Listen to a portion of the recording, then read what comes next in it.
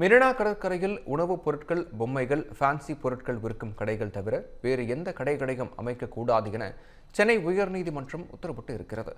மெரினா கடற்கரையில் கடைகளை முறைப்படுத்துவது தொடர்பான வழக்கை விசாரித்த நீதிபதிகள் கடந்த டிசம்பர் 22ஆம் தேதி கடற்கரையை ஆய்வு செய்தனர்.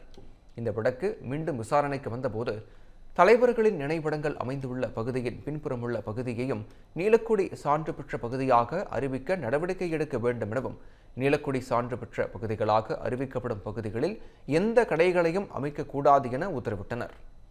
உழைப்பாளர் சிலையின் பின்புறம் நிரந்தர கடைகளை அமைக்கப்பட்டு உள்ளதாகவும் அதனை அகற்ற வேண்டும் எனவும் உத்தரவிட்டனர்.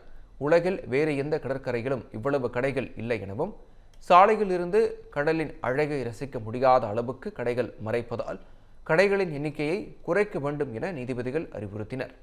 கடற்கரை மக்கள் ரசிக்கத்தானே தவிர ஷாப்பிங் மால்களாக மாற்ற முடியாது எனவும், பொதுமக்கள், சுற்றுலா பயணிகள் கடற்கரையை ரசிக்க கடைகள் இடையூறாக இல்லை என்பதை உறுதி செய்ய வேண்டும் எனவும் குறிப்பிட்டனர்.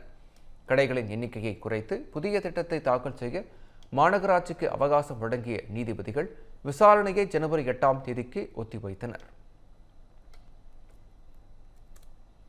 திருநெல்வேலி மக்களே, நம்ம திருநெல்வேலியில உங்களுக்குன்னு ஒரு சொந்த வீடு கட்ட ஒரு பெஸ்ட் சான்ஸ் வந்திருக்கு. Yes, launching G Square Artistic Enclave Thachanallur. திருநெல்வேலியோட ஃபர்ஸ்ட் எவர் கேட்டட் கம்யூனிட்டி, அதுவும் அமிர்தா வித்யாலயம் பக்கத்திலேயே. நம்ம G Squareல மட்டும்தான் no middle man, so no extra charges.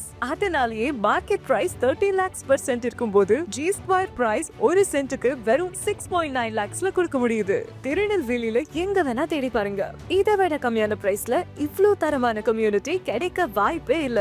So chance miss பண்ணாம இன்னைக்கே உங்க பிளாட்டை புக் பண்ணிருங்க. G Square Artistic Enclave.